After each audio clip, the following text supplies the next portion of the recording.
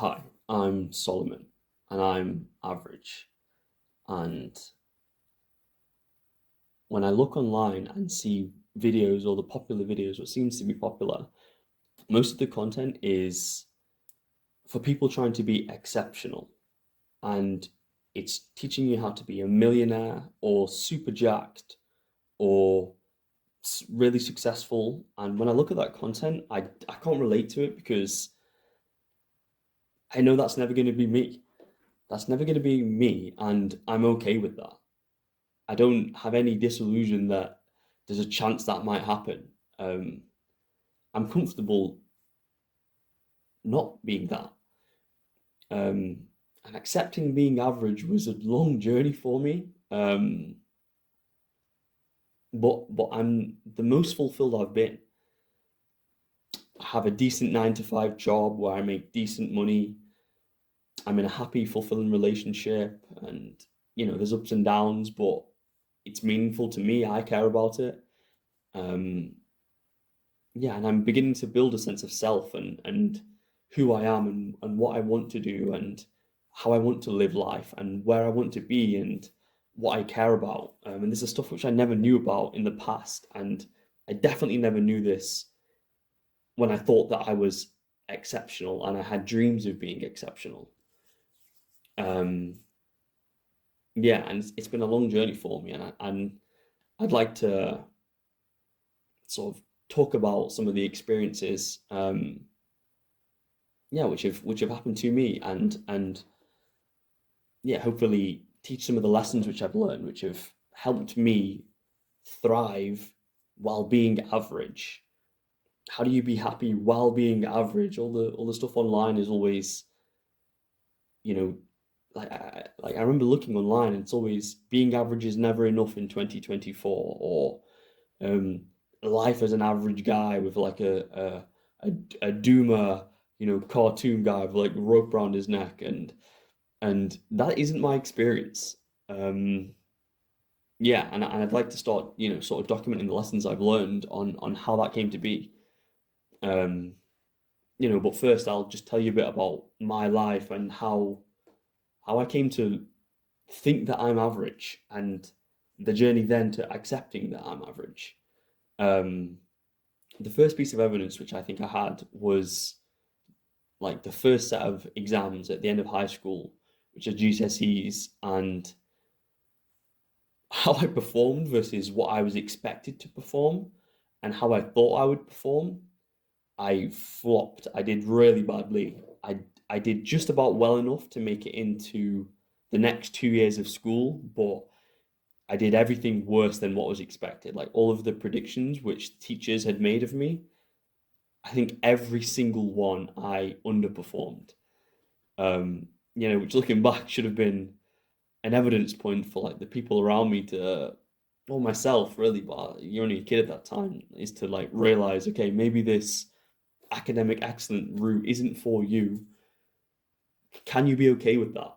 Because I wasn't okay with it, and then rolled on the next year of exams, which are AS levels, which I did even worse in, and I think I got two C's, a D, and an E, which was again just about enough to get through to the next year. Because then I wasn't being kicked out, but I underperformed everything once again.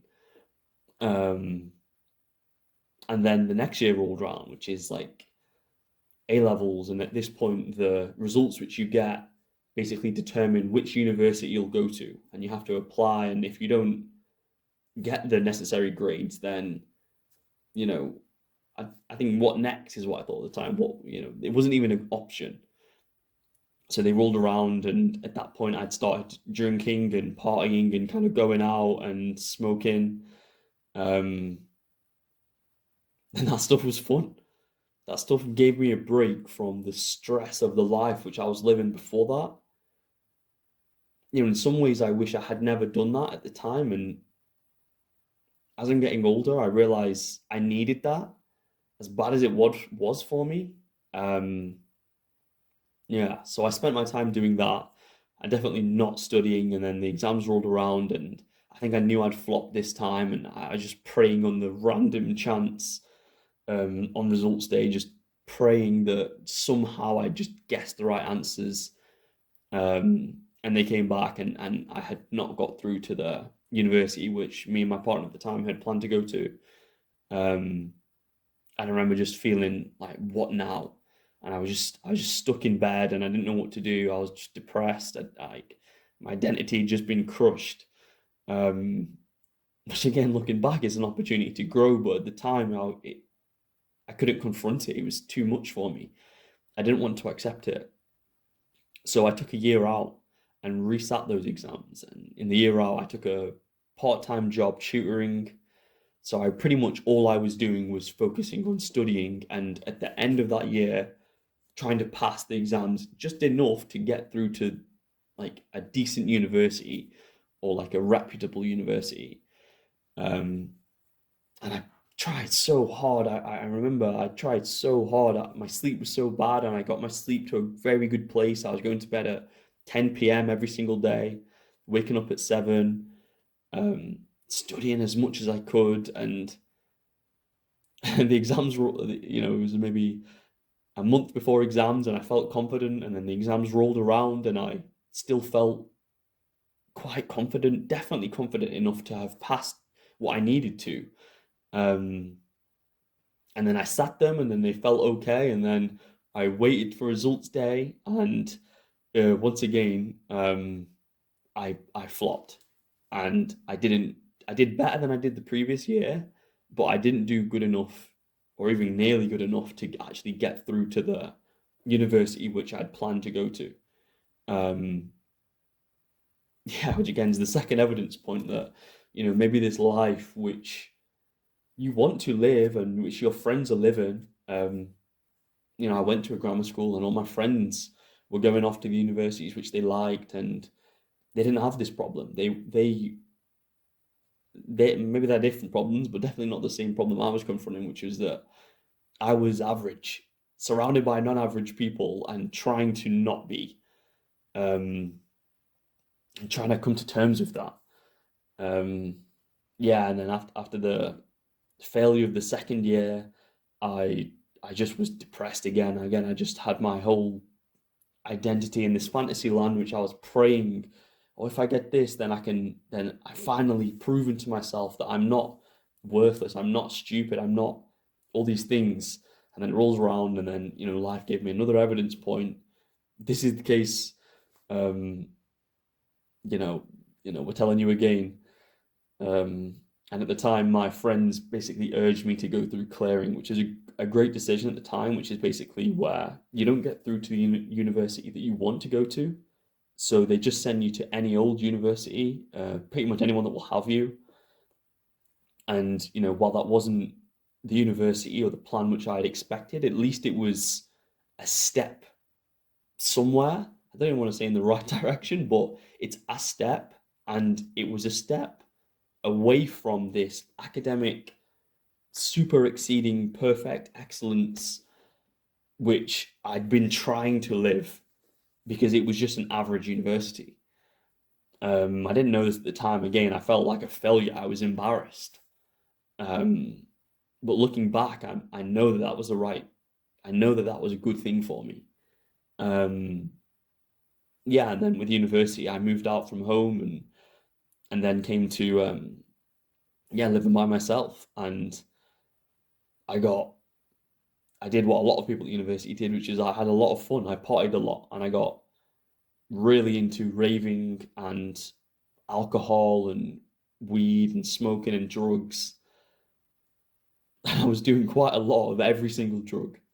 Um, yeah, you know, I think at the time I thought I had a hold of it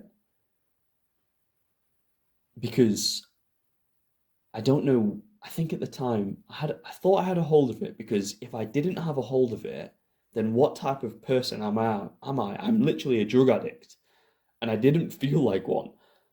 I felt like just a shy, nervous gamer who was trying to be successful and find his way in the world. I didn't feel like a drug addict, and that is what I was. Um, Yeah.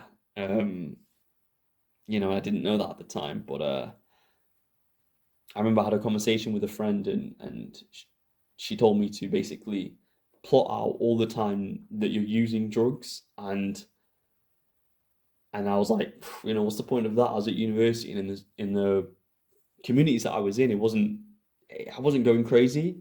So then I downloaded a calendar and I marked off X every single time that I had used a drug. Um, and then when I had it visually in front of me, I was like, whoa, um, like there's an issue here. So I kind of sort of took a little bit of a backseat on raving and partying, and I started to. I feel like that again was a step in the right direction this time. And since I wasn't using substances and drugs to manage my emotions and get hold of that, I was feeling more of them. Um, and that's when that deep like deep lack of satisfaction and that void inside of you is just became so apparent. Um, yeah, and I remember at that age I just didn't have any sense of who I was, and I didn't want to admit where I was. I wanted it to not be true. I wanted to be something else, and I would look at videos online of people walking up to girls, just so something as simple as walking up to a girl saying, "Hey, I saw you from over there. I thought you looked nice. What's your name?" And I would watch those videos, and in my head, I would say, it's not a big deal. And then I would go out to town, and I would walk around, and then I would just think about doing it. I wouldn't even go and do it. I'd just think about doing it, and immediately my stomach would just be a knot. And then I would just walk around and go home. Um, yeah, and then even in the situations where I would be pursuing girls or talking to girls, I think they just smelled the fear on me and the lack of authenticity. Um, and even sometimes I would be definitely like given opportunities and like, yeah, like signs that this person's into you, and that scared me. It's like, even if they were into me, I don't know what to do next. I didn't know what to do. Um, even if they like me, what do you do then? This is the conversation I have myself. So I just would hide. I would run, and I didn't want to be in those situations because it was embarrassing. I didn't want the shame. I would rather avoid that situation and at least be able to lie to myself that I might know what to do. Um,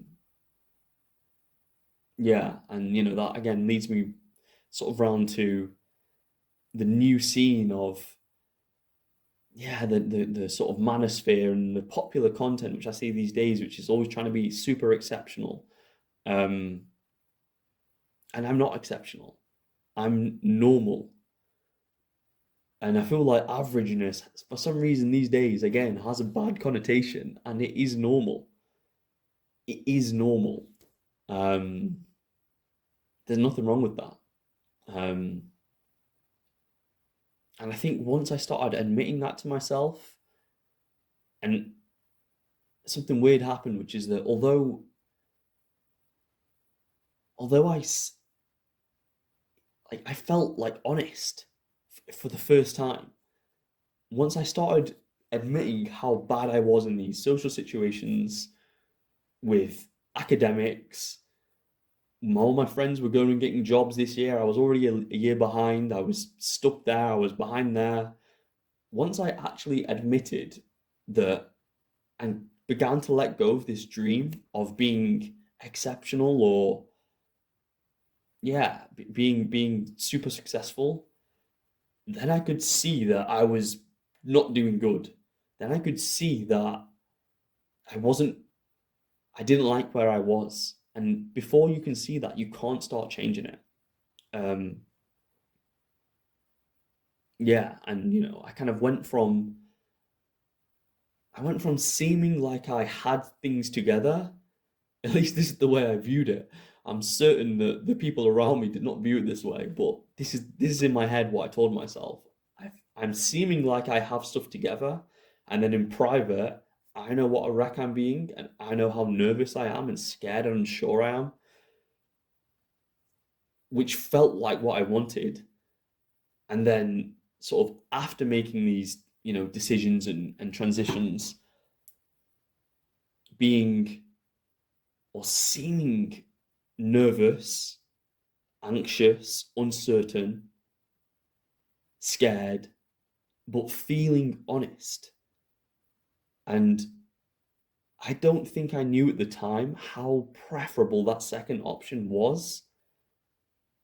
And only after going through both can I realize that once I felt honest, I could actually start trying to be average. And I remember at the time, actually, my goal wasn't even to be average. My goal was to be slightly below average because I was way below average. Um, and and when your goal is to be slightly below average, it becomes a lot more clear on what you need to do, and you feel a lot more capable. When I would watch videos online of people just, randomly walking up to super attractive girls and just starting a conversation and getting their number and, that whole scene, like I don't think I realized how much was going into it, so that when I would go out and kind of try it, I just would get overwhelmed and run. Like it's pathetic, but that was my response to it. I wasn't ready for that.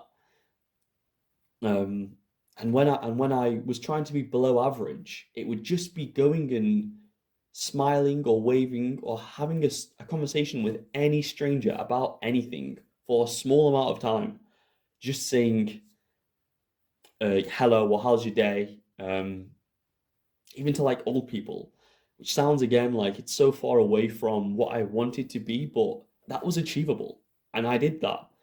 Um, and when I was actually able to start doing things, that's when I started learning, and that's when I started being proud of the stuff I was doing. I wasn't taking any risks before, and I wasn't proud of that. I didn't like that about myself. Um, and as I was kind of changing my attitude towards this stuff and changing the way I viewed myself and accepting averageness, I was able to start doing things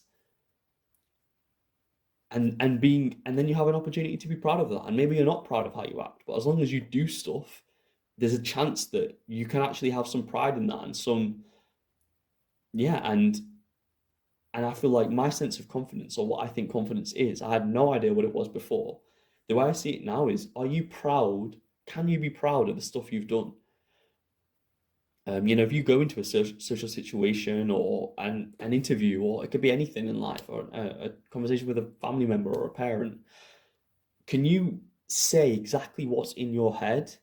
And if that's smooth or funny or intelligent, own it. I guess that's the easy bit. And if it's dumb or wrong or awkward or cringy, can you own that as the best you had? And when you can do that, you become so free in such situations. And again, I just don't think I realized this. Um, yeah, the power of aiming for average goals and what that means for your life. And yeah, yeah. So if you kind of relate to what I saw, which is these super successful entrepreneurs and millionaires and tall jack guys, then and you don't relate to that, you don't think that's something that you even want or desire or think's possible, maybe desire it, but you kind of know it's not possible, let me know. Yeah, I think that'll be pretty interesting.